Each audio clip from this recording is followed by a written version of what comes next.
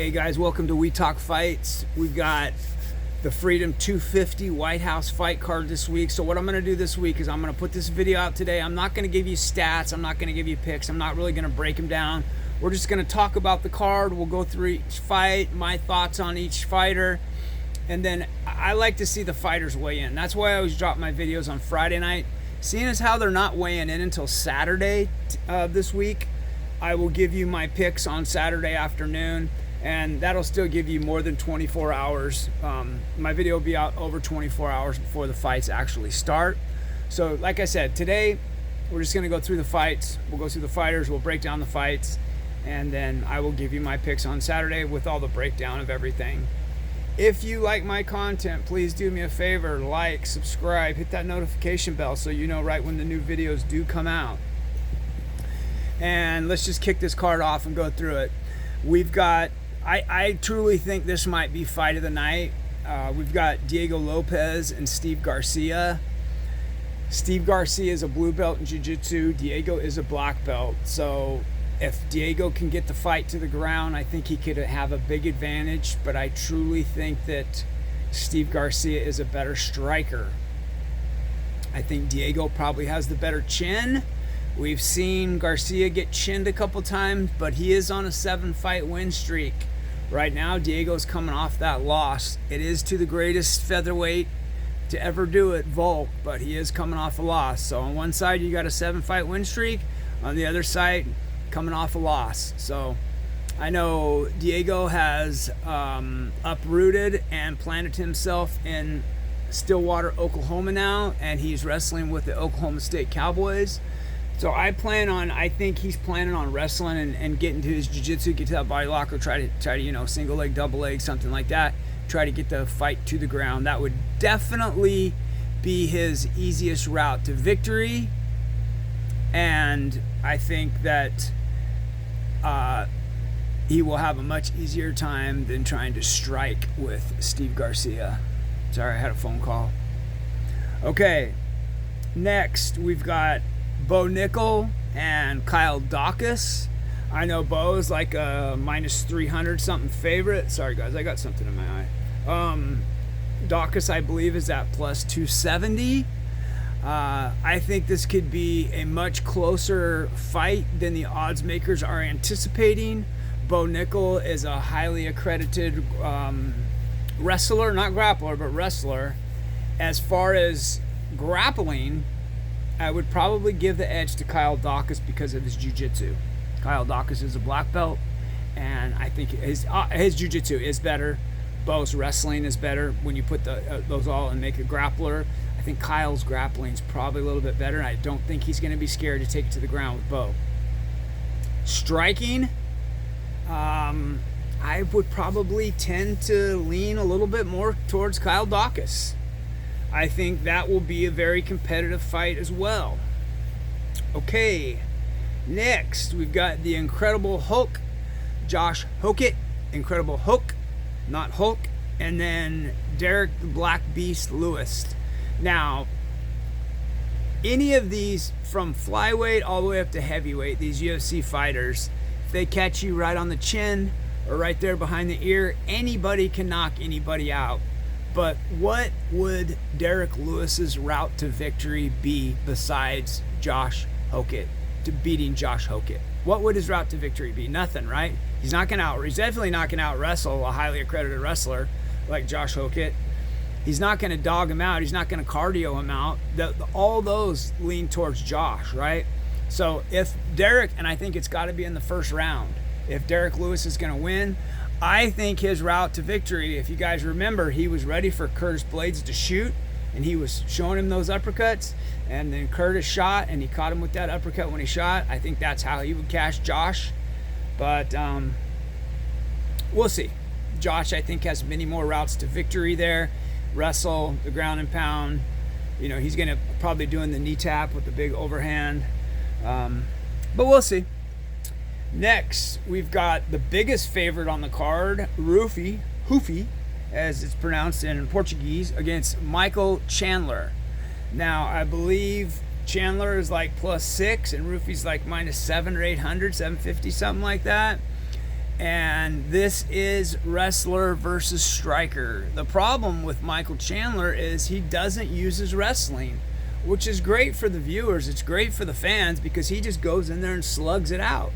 But like Timbo said, my coach Tim Welch said, Henry Hoof should ask him, do you want to go in and put on a fight for the fans and put on a show? Or do you want to go in and win this fight? If you want to go in and win this fight, let's wrestle. Run what you brung, right? You're a wrestler. Wear him out. Build up that lactic acid in those muscles and take him down and grapple him. But I don't think he will. He'll go in there. He'll put on another show with for the fans. And I think one way or the other, we see a knockout there. All right, next, we got my boy. Sean O'Malley is my neighbor. He is my teammate. He's been a friend of mine for, 5+ years now.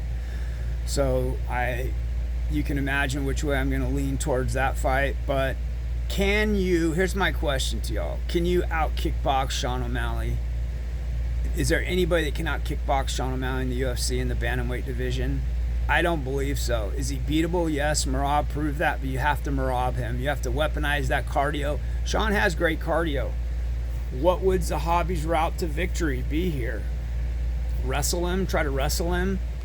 I know Zahabi's a black belt. I think he said he's been a black belt for like 8 years. Sean's a brown belt, and Sean's a good brown belt. Sean can grapple. A lot of you guys haven't seen, but Sean can grapple, and you guys have seen he took down Peter Yan, and you saw Peter Yan taking down Merab. It's not like Sean doesn't.